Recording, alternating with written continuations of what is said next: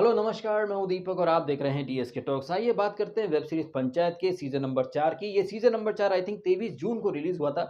मैं थोड़ा सा लेट हो गया पूरा सीजन कंप्लीट करने में, देखने में। और जिस तरह से ये सीजन गया है और जिस पॉइंट पर ये सीजन खत्म हुआ है, तो अगेन प्रधान एंड ग्रुप को कहीं ना कहीं सिंपैथी दिलाने की निंजा टेक्निक इस्तेमाल करी है मेकर्स ने। जब जब प्रधान एंड ग्रुप बैकफुट पर आता है, कुछ न कुछ ऐसा पॉइंट ये लोग या ऐसा ट्विस्ट लेकर के मेकर्स यानी दीपक मिश्रा आते हैं कि प्रधान ग्रुप को पब्लिक की सिंपैथी मिल ही जाती है। सीज़न नंबर 2 जब खत्म हुआ था, तब मैंने दीपक कुमार मिश्रा जो कि पंचायत के डायरेक्टर हैं, उनका इंटरव्यू देखा था। सीज़न नंबर 2 का क्लाइमेक्स कहाँ होता है? जब प्रहलाद चा का बेटा राहुल जो है वो शहीद हो जाता है और अचानक से इनको भर-भर के सिंपैथी मिलती है। अब भाई गाँव का उप प्रधान उसका लड़का शहीद हुआ है, तो भाई उसे भर-भर के सिंपैथी मिले और इसी सिंपैथी को इनकैश करते हुए अगली विधायकी का चुनाव इनसे लड़वा दिया जाए। तो कहीं न कहीं कैसे कहानी का फ्लो सेट करा है, इसके लिए तो आपको एप्रिशिएट करना चाहिए मेकर्स को। जिस पॉइंट पर ये लोग कहानी खत्म करते हैं एक सीजन की, वहां पर ये प्रधान एंड ग्रुप जो कि कतई गलत जा रहे हैं, सिरे से बैकफुट पर हैं, बट फिर भी पब्लिक की सिंपैथी इन्हें मिल ही जाती है। और सीजन नंबर 1 से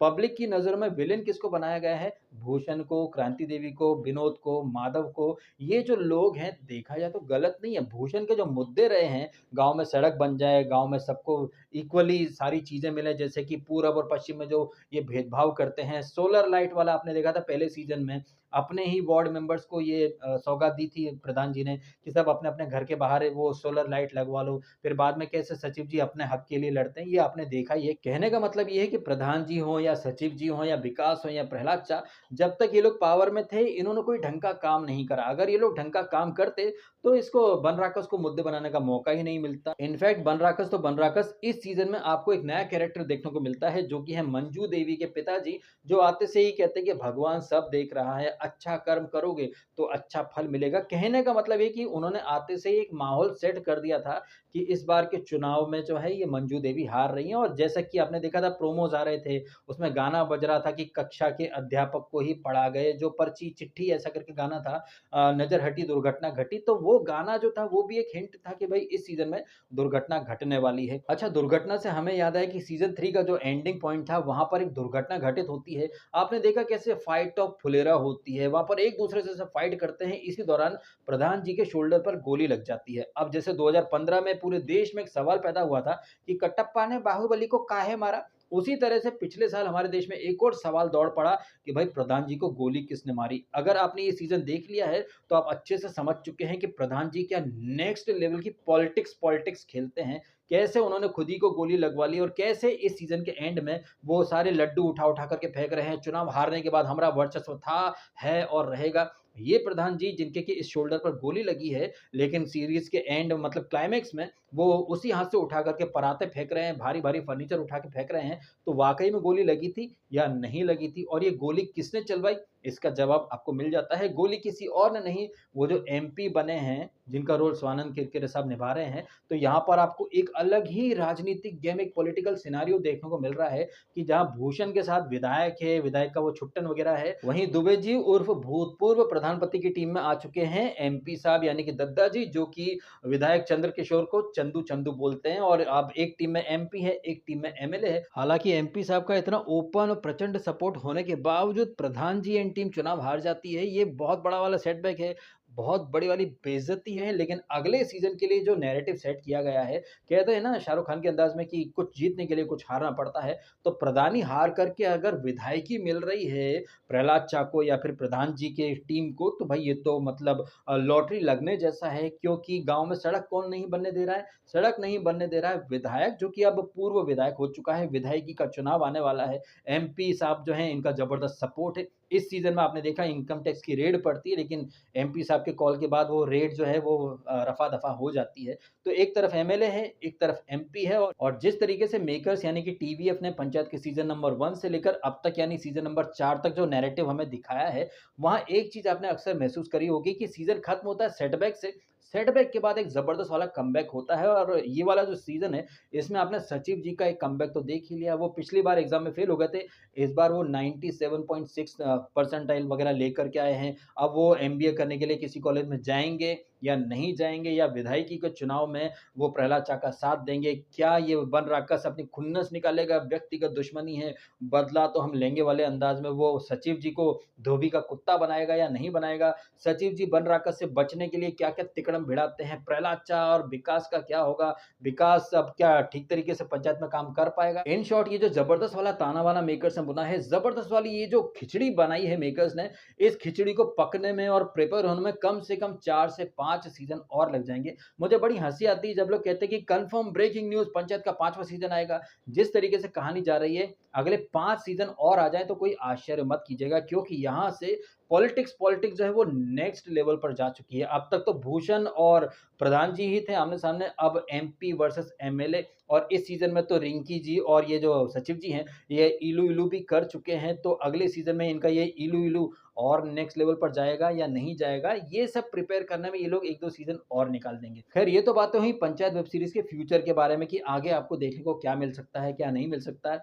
फिलहाल बात करें सिर्फ़ इस सीज़न की, तो ये ओवरऑल ये जो सीज़न है, ये बहुत सारे लोगों को अच्छा लग रहा है, ख़ास तौर पर उन लोगों को जो कि गाँव में सत्ता परिवर्तन होते हुए देखना चाहते थे। वहीं वो लोग जो कि सचिव जी के लिए, प्रधान जी के लिए, रिंकी के लिए एक सॉफ्ट कॉर्नर लेकर के चल रहे हैं, वो कहीं न कहीं थोड़े-से डिसअपॉइंटेड हैं। लेकिन भाई जैसे कि आपको पता है 2025 में सब अजीब-गरीब हो रहा है। आरसीबी जीत गई, साउथ अफ्रीका डब्ल्यूटीसी जीत गई, तो गाँव में भी कुछ न कुछ यूनिक होना तो बनता था। इसे मेरे अंदाज़ में कहें, जब इतनी सारी अजीबो-गरीब चीज़ें हो रही हैं, तो पंचायत में भी कुछ अजीबो-गरीब होना तो लाज़मी है। ठीक वैसे ही जैसे फुद्दू फरहान की अम्मी का नाम शब्बो आज़मी है, वैसे ही ये लाज़मी आज़मी वाला जो फंडा है, ये भूषण के भौकाल पर भी ज़बरदस्त तरीके से लागू हो जाता है। भूषण की भाई जितनी तारीफ़ें की जाए ना कम है, क्योंकि उसने मतलब वो प्रधान जिसका वर्चस्व था, वो प्रधान जिसके पास पढ़ा-लिखा सचिव है, वो प्रधान जिसकी मुट्ठी में पूरा फुलेरा था, उस प्रधान को मतलब धूल चटा दी है। पढ़ा-लिखा सचिव के ऊपर अनपढ़ गँवार माधव और विनोद जो हैं, ये भारी पड़ गए हैं। भाई ये न सिर्फ़ घनघोर बेइज़्ज़ती है, बल्कि पिछवाड़े पर एक तबीयत से दुलत्ती मारी है भूषण एंड ग्रुप ने प्रधान को, कि प्रधान बुरी तरह से बौखला गया है। इस बौखलाहट में प्रधान जी की असलियत, उनकी जो ट्रू पर्सनैलिटी है, वो भी देखने को मिली है। एक छोटा-सा सीन आपके सामने रेफ़रेंस के रूप में रखता हूँ। अगर आपने ये पूरा सीज़न देख लिया है, तो आप अच्छे से रिलेट कर सकेंगे, समझ सकेंगे। विकास अपनी ज़मीन की रजिस्ट्री करा कर के आता है और लड्डू बाँटता है, तो प्रधान जी जो रहते हैं, वो विनोद के ऊपर डोरे डालते हैं, विनोद को लड्डू देते हैं। विनोद तो भोला-भाला प्राणी है, वो लड्डू ले भी लेता है। विनोद बिल्कुल भी लोभी नहीं है, वो आराम से लड्डू खा लेता है, और प्रधान जी लड्डू देते समय क्या बोलते हैं, लड्डू थोड़ी ना अपना-पराया द्वेष भाव वगैरह कुछ जानता है। लड्डू तो लड्डू होता है प्रसाद का।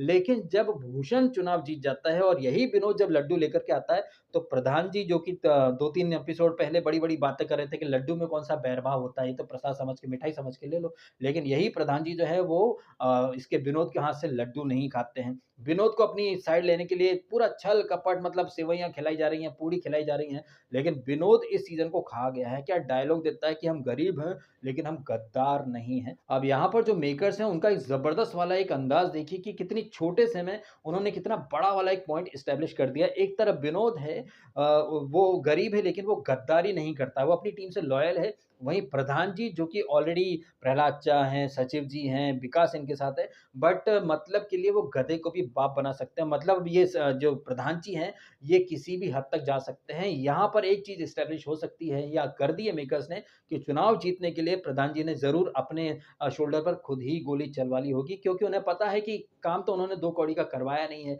पंचायत हाउस में बैठ कर के लूडो खेलते रहे हैं, चाय पीते रहे हैं, है ससुर कर के उन्होंने 5 साल निकाल दिए हैं। अगर वो ढंग का काम करते, तो उन्हें अपने शोल्डर पर गोली चलवाने की ज़रूरत नहीं पड़ती। अब हो सकता है कि बहुत सारे लोग ना अलग ही लॉजिक लेकर के आएँ कि नहीं यार डीएसके भाई, प्रधान जी इतना नहीं गिर सकते। तो भाई सीज़न नंबर 4 के अंदर ही आपने देख लिया कि प्रधान जी कितने गिर चुके हैं।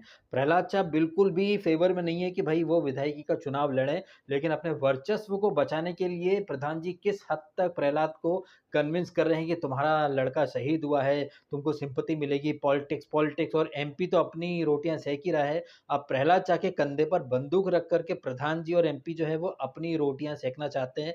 तो ये वाला जो सीज़न गया है, इस सीज़न में अच्छे से एस्टेब्लिश हो गया है कि जिन्हें हम विलेन मानते रहे हैं, भूषण हो, क्रांति देवी हो, विनोद हो, माधव हो, वो शायद इस लेवल पर नहीं गिरे हैं जिस लेवल पर प्रधान जी पहले से गिरे पड़े हैं। लेकिन हम लोगों को सीज़न नंबर 1 से क्या दिखाया गया है कि भैया प्रधान जी बड़े दिल वाले हैं, कभी पीठ पीछे कोई गेम नहीं खेलते हैं। लेकिन इस सीज़न में एस्टेब्लिश हो रहा है कि भाई ये तो बड़े हेवी ड्राइवर है प्रधान जी, क्योंकि इन्हें पता था कि इन्होंने कुछ ख़ास काम करवाया नहीं है, गाँव वाले सड़क के पीछे पड़े हैं, सड़क ये बनवा नहीं पा रहे हैं, तो सिम्पैथी कैसे ली जाए? भाई इसमें तो पीएचडी कर रखी है इन्होंने प्रधान जी ने, और अब उसी सिम्पैथी के बेसिस पर या बूते पर ये विधायकी का चुनाव लड़वाना चाहते हैं प्रहलाद चा को, ताकि जो रेपुटेशन जो कि एकदम तार-तार हो चुकी है, उसे वापस से हासिल किया जा सके। ये एक मेरा एनालिसिस है इस सीज़न के बारे में।